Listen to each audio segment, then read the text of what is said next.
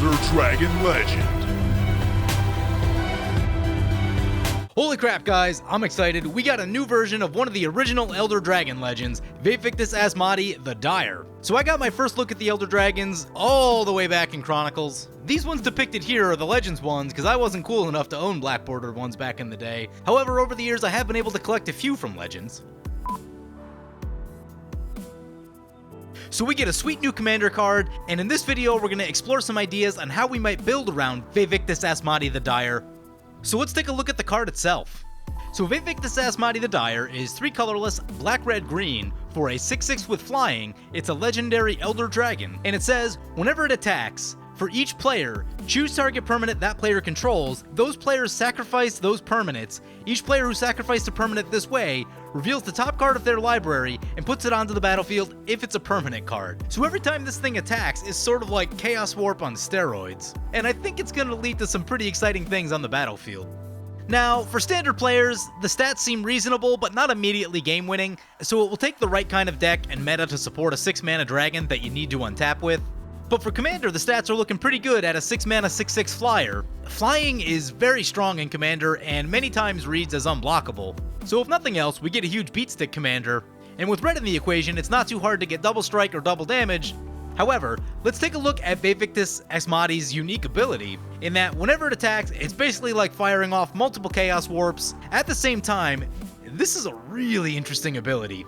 This will be good for getting really problematic permanents on the table like Eldrazi. Since it's a sacrifice ability, you don't need to worry about things like Indestructible. However, if any of you have ever Chaos Warped into an Avacyn or into an Eldrazi, you know that you need to be really careful with this type of effect. It will give and it will take. So let's take a look at some ways that we can build around Vaevictis Asmadi. I think one of the most important cards for the deck is actually going to be Lantern of Insight, because being able to see what's on top of your opponent's library is going to make a really big difference in the choice of whether we want to attack or not attack, in fear of flipping over into something really bad like an Eldrazi. Next, we have Sensei's Divining Top, so that when the ability goes on the stack, we can rearrange the top of our library to put the thing that we want to come into play off of the sacrifice ability.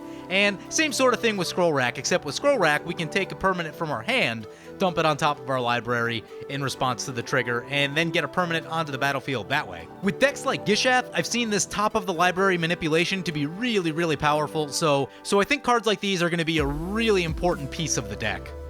Now, Oracle of Moldiah is a great piece of ramp, but it's a piece of ramp that also gives us a way to reveal the top card of our deck, which again, is going to be really, really important in this deck. Also, with a deck like this, you're going to want to run just a ton of ramp. However much ramp you think you need, you probably need a little more. I would say probably about 10 pieces of ramp in this deck, since you are talking about a 6-mana commander that is a little bit slow.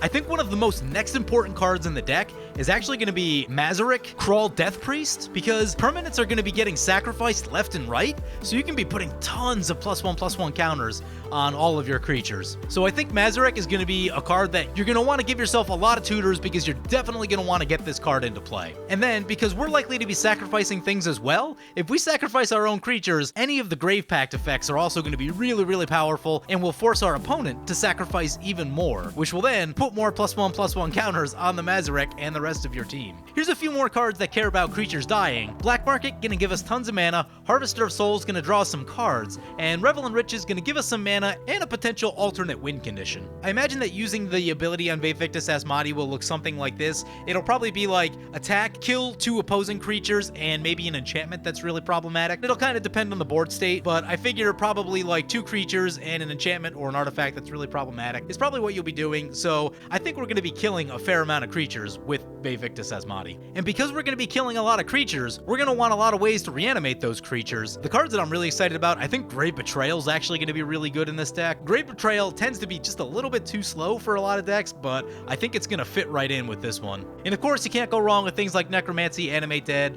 Rise from the Dark Realms. Victimize also gives us another way to sacrifice one of our own permanents in case we are on the Mazarek plan.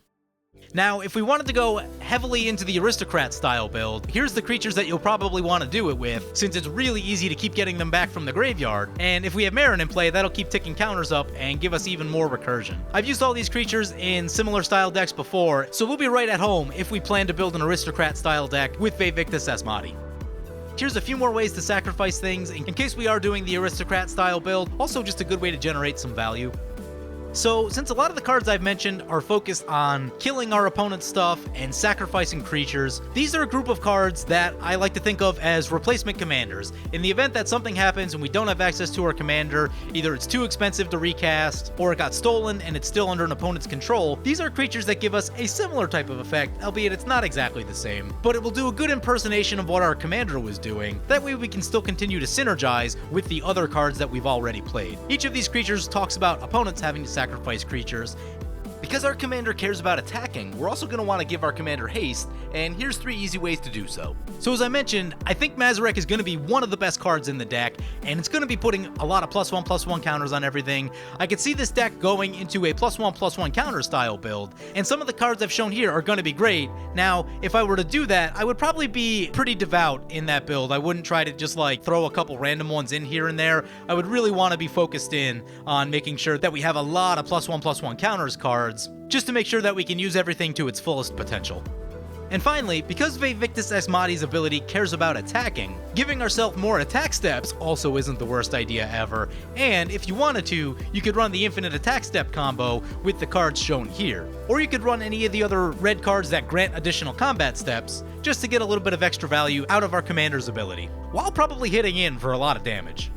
So these are just a few ways that we can build around the new Vaevictis Asmadi. I'm pretty excited to give this commander a try. The random element that exists with the new ability is going to lead to some interesting things. Sometimes it's going to be removal on a stick. Other times, if we're going on the blind flip plan, we may flip our opponent into something worse than what they already had. Either way, that should lead to some pretty interesting board states. So I'm really excited to try out this new commander. What do you guys think of Vaevictis Asmadi? What cards would you want to play with it? Let me know in the comments below. Anyway, that's going to wrap up this primer video. Thank you guys for watching.